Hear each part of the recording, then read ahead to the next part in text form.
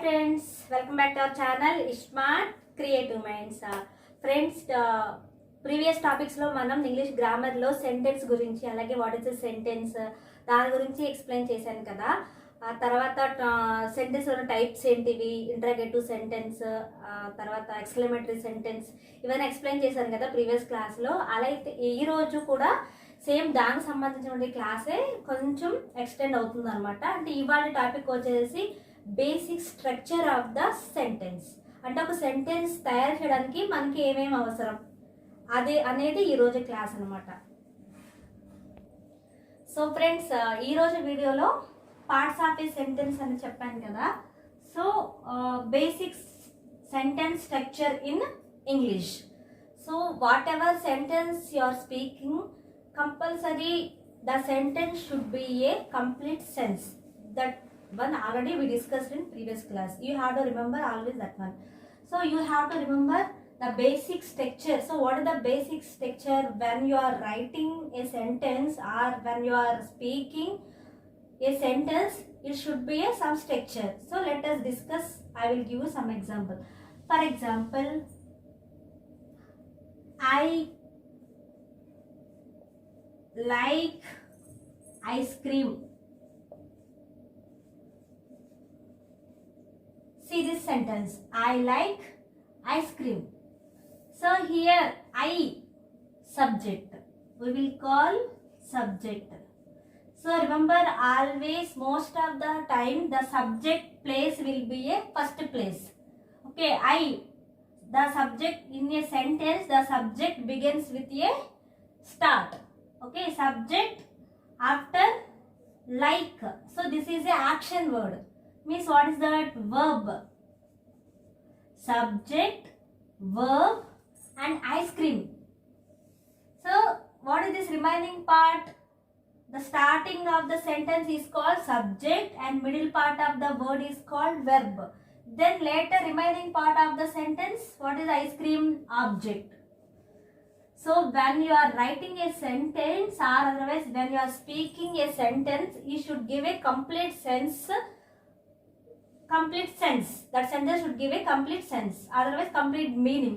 So I like ice cream. Here I part is a subject and here like part is a verb and here ice cream part is a object. So that's why we will call in English subject plus verb plus object. So these three things are very very important when we are making a sentence in English. Okay friends, so I will write one more example for you.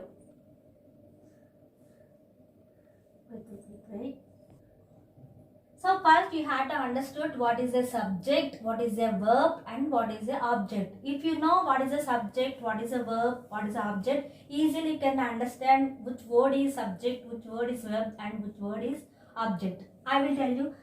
If you have to remember subject, I already told you that always a sentence begins with a subject. Subject means a person. A person, either or, he, she, you, me, anybody. So a person. So you now we will frame a one sentence by choosing a subject. She. Here who is the she? She is a one person only, no? So she likes cats. She likes cats. Now can you guess what is the subject in the sentence? Remember, the first place, the first word which is begins in the sentence, always it started with the subject. So a person. So what is the subject? And what she likes? Cat. So what is the action word here? Verb. And remaining part is what? Cats. Object. Same sentence I will tell about verb. So verb is a action word. Action word. So in the given sentence, which is the action word? Likes. Clear? In the given sentence, which is the action word? Likes. And come to the object. In the given sentence, which is the object place. So object also you have to remember one thing.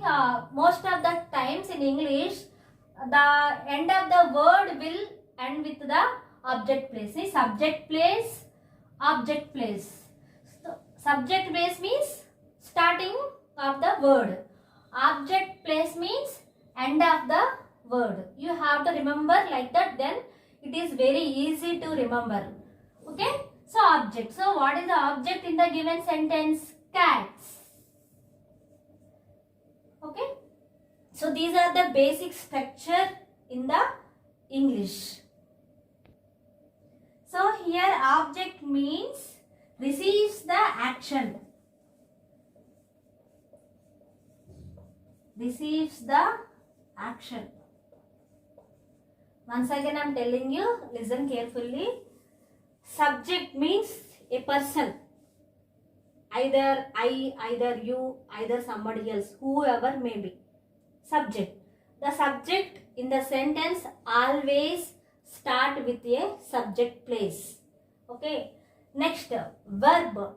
So what the subject is doing? Action. Which action is going on in the sentence? What the subject is doing? Okay. So that is a verb. Next, object receives the action. So which action is receiving in the sentence?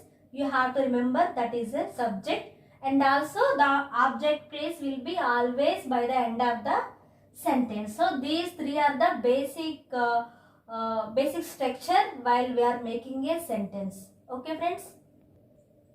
So now I will write some more examples to better understanding for you. Okay. Let us see what are the examples. For example, she likes books. Okay. I like X. He is reading a book. So see the sentence. Here he, first place. Subject. Verb, reading, because what he is doing, what action he is doing, what action he is doing reading. So this is a verb. And what is the remaining part? Object. Can you understand now? Subject plus verb plus object. So these three are the basic structure in English while you are writing or learning. Okay. So now observe this sentence carefully, everybody. Durga reads. This is the one sentence. Now can you guess what is the subject, what is the verb? Okay, Durga, a person name, so this is a subject. Reads, this is a action, so verb. Then which one is missing here? Can you tell me? Yes, object. So there is no object in the sentence. For example, I will write one more example.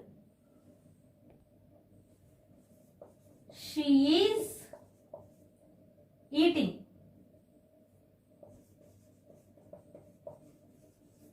She is eating, that's all. What is the subject? She is eating, verb. Then which part of the place is missing here? Object again. So in English some of the times there might be, won't be a object also. So only subject, verb only sometimes maybe depend upon such type of sentences. Okay. But I will give you one more example also. Durga will leave. So what is the subject? Durga, a person. So that's why Durga will leave. What action Durga is doing? She is leaving the place. After that, there is no answer. So this is a subject, this is a verb. So after Durga leave, what she will do? If there is any meaning here, then object will become. But Durga leaves, that's all. So there is no object in the given sentence. Clear? So sometimes sentences will be like this. Subject and verb are the very important in any sentence. So friends, today's class we discussed about basic sentence structure in English, about subject and about verb and about object we discussed. And if there is no object, what is the situation, means like that some of examples also I gave in today's class. And tomorrow's class I'm going to be teach about same sentences only regarding phases. What is the phase and what type of phases are there, how to use. So these information I am going to be teaching in a next class. So friends, if you understood today's topic, please don't forget to like, share and subscribe.